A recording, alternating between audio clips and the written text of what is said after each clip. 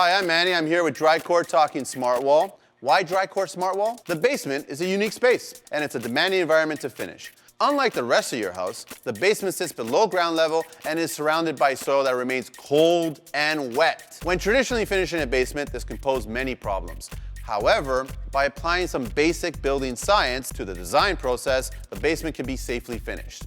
That's why choosing the right finishing materials for your basement is a crucial step towards creating a safe and healthy living environment for years to come. SmartWall is a high-performance, prefabricated wall panel designed specifically for basement finishing. Taking everything we know about building science, SmartWall has been developed to withstand the unique ecosystem of a basement environment, and it is used anywhere concrete walls are present. Drycore SmartWall incorporates rigid foam insulation that has been infused with graphite, meaning the cold never meets the warm side of the room, therefore greatly reducing the potential for condensation. SmartWall is a panelized system.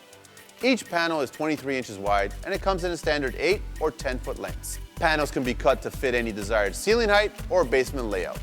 When finished, SmartWall will look like every other wall in your home, and it can be painted to suit your tastes. Drycore SmartWall has been developed with one goal in mind: to offer the smartest product available for residential basement finishing, and it's backed by building science. Time for me to get to work.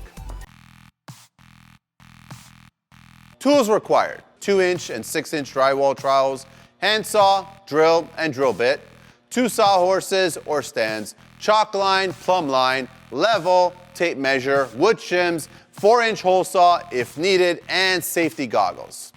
Materials required: SmartWall panels, Drycore Patch Pro, 2x2 dimensional lumber, 5-inch screws, 2.5-inch screws, electrical wire, plugs and switches, polyethylene for vapor barrier tie-in if required. To calculate how many panels you need, you take the linear footage of the installation area and you divide it by 1.8.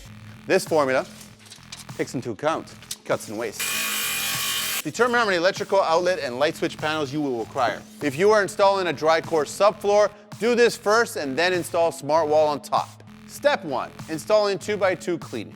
Install the 2x2 cleaning material around the room. Now, I'm going to measure a 1/2 inch away from our foundation concrete because concrete is never absolutely perfect plumb. So I'm going to give myself 1/2 inch and then I'm going to measure another 1.5 inches. That's giving us 2 inches. From 2 inches, I'm going to put a mark and then I'm going to drop that down with a plumb line. So get my mark down there for my bottom cleat. We're going to measure 2 5/8 and that's going to be the back of the bottom cleat. So that's how things are going to begin. Start at the floor joists that make up your basement ceiling, attaching the 2x2 cleats using 2.5-inch number 8 wood screws. Start with the cleats that run perpendicular to your floor joists. The top cleats may be installed touching in the corners. Once all the top cleats are installed, drop a plumb line from each end of each wall from the inside edge of the cleat and mark the floor surface. What I've done is I've taken the plumb line, dropped my line from the face of the top cleat, and then I measured out 2 5/8 from that line, placed the bottom 2x2 cleat with the back edge up to the chalk line. So now I'm ready to actually put the panels inside. Leave a 2-inch space at each bottom corner.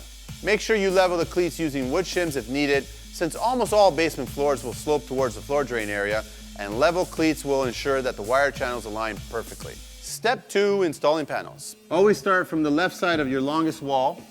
Measure the top of the panel, not the bottom, when you want to cut. Cut the top of the panel to size, never cut from the bottom. Loosely secure the panel using 2.5-inch screws at each bottom corner and 5-inch screws at each top corner. You will fully tighten these screws after the next panel is in place. Ensure the screws penetrate through the OSB framing and into the 2x2 lumber cleat. Once the first panel is installed, cut the next panel to length. Align the tongue of the first panel with the groove of the second panel and push the second panel tightly against the first panel. Once the 2 panels are tightly fitted together, now tighten the screws on the first panel. Repeat for the third panel, and after it is tightly fitted against the second panel, then tighten the screws on the second panel. This makes fitting the panels together much easier. Repeat this sequence for the remaining panels as you work around the room. Use wall plug and light switch panels as needed. Continue this process until you have reached the end of the wall. Cut the last panel to width. Step 3, inside corners. Test fit the panel in the corner to ensure that both the wall you just finished and the wall you're about to start are plumb. If the inside corner joint is tight, then place a bead of PL premium adhesive along the length of the foam of the panel you're about to install. Carefully slide this panel into place and then fasten with 4 screws, 1 in each corner. Windows. Determine the dimensions and the location of the window box required.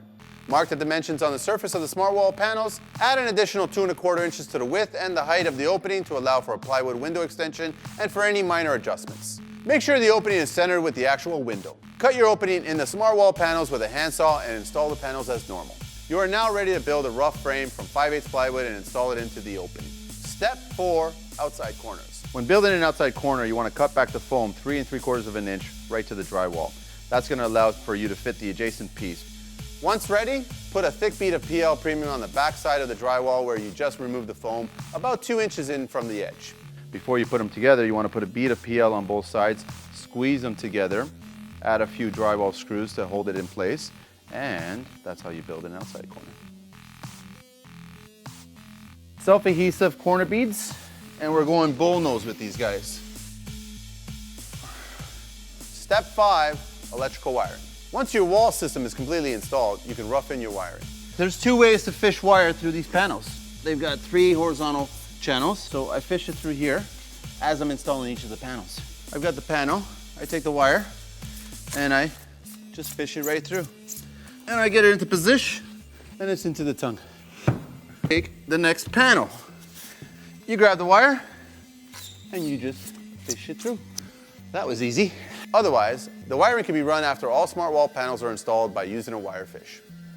A licensed electrician can install the wiring after smart wall has been installed. Step 6, finishing. To achieve a perfect seamless finish with Drycore Smart Wall, use Drycore Patch Pro to fill and smooth panel seams. Drycore Patch Pro is crack resistant and sands to a smooth, hard finish ready for priming or painting. Time to do a little bit of finishing. So it's not like the traditional way of doing plastering. You want to use a 3 to 4 inch putty knife. You want to squeeze it right into the micro edge, nice and tight, and then you want to squeeze off the access. That's it. That's all you got to do. Let that dry for 24 hours. Okay, I'm just applying the second coat of Patch Pro. You're doing it the same way as the first coat. And you just scrape off the excess, and third coat's going to be the same way with a light sand. No fuss, no muss. Ready for priming, painting, and any color you like.